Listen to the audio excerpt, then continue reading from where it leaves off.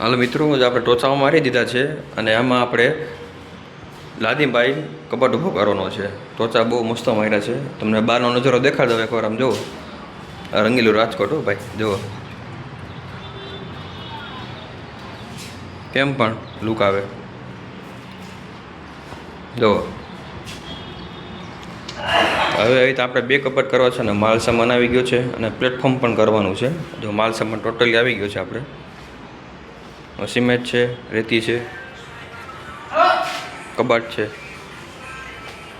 2 કબાટ કરવા, એક આ કબાટ છે. અમે ફૂલ ટોચા મારી દીધા છે અને કેમિકલમાં આપણે લાદી મારશી. જો આ પ્લેટફોર્મ કાઢ્યું છે. આ એ પ્લેટફોર્મ આપણે નવું કરવાનું છે, વ્હાઇટ ગ્લાસનું, અને એક પ્લેટફોર્મ આપણે અહીંયા કરવાનું છે. તો મિત્રો વિડીયો જોતા રહીજો, બહુ મજા આવશે. ખૂબ સરસ ઇન્સ્ટોલેશન પ્રોસેસ તમને બતાવશી. તો વિડીયો પૂરો જોઈજો અને બની રહેજો આપણી યુટ્યુબ ચેનલ પર. જો તો મિત્રો પહેલાં આપણે લેવલ જોઈ લઈશી કે ફ્લોરિંગ લેવલ શું કહે છે. જો આ છે ઢાળમાં છે, એટલે આપણે એ પ્રમાણે આપણે કટિંગ કરવું પડશે લાદીનું, અને પછી આપણે કબાટ ઊભો થઈ છે. હાલ આપણે લાદી પાડવાનું ચાલુ કરી દીધું છે. 12x18ની લાદી છે અને બેરલમાં નાખી દઈએ પલાળવા. કેમિકલ બનાવવાનું ચાલુ થઈ ગયું છે. આપણે હવે પછી લાદી ચાલુ કરીશું. આપણે કબાટ લગાવવાનું ચાલુ કરી દીધું છે. હવે નીચે એક સેલ્ફ નાખી દીધું છે. હવે આપણે બીજો સેલ્ફ નાખશી. હવે જો આવી રીતે લાદી મારી દીધી આપણે. હવે કટિંગ થોડા કટકા બાકી છે, મારી દઈશી અને એની ઉપર સીધો પથ્થર બેહાડી દઈશી.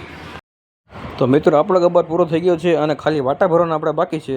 તમે જુઓ, નીચેના 2 ખાના છે તે 21 ઇંચની પહોળાઈના અને લંબાઈને કરેલા છે, અને સાઈડમાં જે 2 ખાના આપેલા છે એ 15x30ના આપેલા છે, કે જેથી કોઈ પણ નાનો મોટો સામાન તમારો રહી શકે.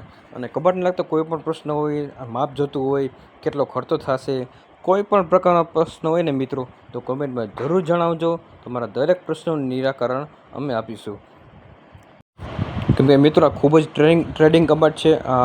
ફર્નિચરવાળા મિસ્ત્રીને પૂછશો ને તો એમ કહેશે કે આ ખૂબ જ સરસ સારી તો ગોઠવણી કરીને આ કબાટ બનાવવામાં આવેલ છે, તેથી તે લોકોને કાંઈ તકલીફ નહીં પડે. અને ઓરામભાઈ અને કાટખૂણાનો પરફેક્ટ કરેલો છે.